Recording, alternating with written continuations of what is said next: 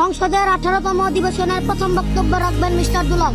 মাননীয় সদস্য, আপনার সময় 2 মিনিট। ধন্যবাদ মাননীয় স্পিকার। মাননীয় স্পিকার, আমাদের প্রিয় দেশ যার নাম বাংলাদেশ, সবুজ শ্যামল প্রকৃতির মাঝে কৃষক শ্রমিকের ঘাম ঝরে প্রতিনিয়ত ভাষা আন্দোলন ও মুক্তিযোদ্ধার সাহস আমাদের সবচেয়ে বড় গর্ব। এই বাংলার মাটির প্রতিটি কোনায় লুকিয়ে আছে স্বপ্ন, সংগ্রাম ও ভালোবাসার গল্প। কিন্তু অত্যন্ত দুঃখের সঙ্গে বলতে হচ্ছে, এই সংগ্রামী জনতা আজ নানা সংকটে জীবনযাপন করছে। মাননীয় স্পিকার, আজ এই মহান সংসদে আমি দেশের চলমান সংকট নিয়ে অল্প কিছুক্ষণ আলোচনা করতে চাই। মাননীয় স্পিকার, জনগণের মুখে মুখে শোনা যে বিদ্যুতের জন্ম নাকি আমেরিকা, মরণ বাংলাদেশে। আর এই কথাটা শুনতে হাস্যকর হলো, এর চেয়ে লজ্জাজনক বাস্তবতা আর কি হতে পারে। 2026 সালে পৌঁছেও মনে হচ্ছে 1971 সালের মতো হারিকেন জ্বালিয়ে আমাদের জীবন চালাতে হবে। সংকটের কালো ছায়া যেন কিছুতে আমাদের পিছু ছাড়ছে না। আর ছাড়বে বা কি করে? যারা দেশের জন্য লড়াই করার কথা, তারাই যদি দেশের ভবিষ্যতের কথা চিন্তা না করে দেশের টাকা চুরি করে বিদেশে পাচার করে বাড়ি বানায়, তাহলে এই দেশের সংকটের ছায়া কিভাবে কাটবে আপনি বলেন?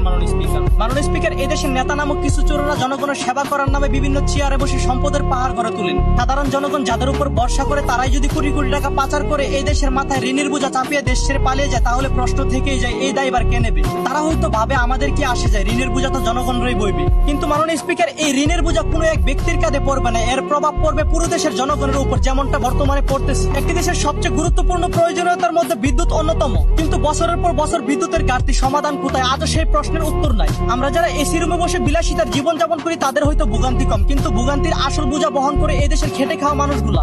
মাননীয় স্পিকার, আমাদের দেশের প্রযুক্তি এতটাই দুর্বল যে একটি গরিবের ঘরে একটি ফ্যান আর লাইট ছাড়া আর কিছু চলে না। কিন্তু মাস শেষে দেখা যায় বিলের খাতায় ভুতুরে কারবার, 5,000, 10,000, এমনকি 20,000 চলে আসে। একজন সাধারণ মানুষ যখন অফিসে যায়, তখন অফিস থেকে বলা হয় আগে বিল পরিশোধ করুন, তারপর মিটার পরিবর্তন হবে।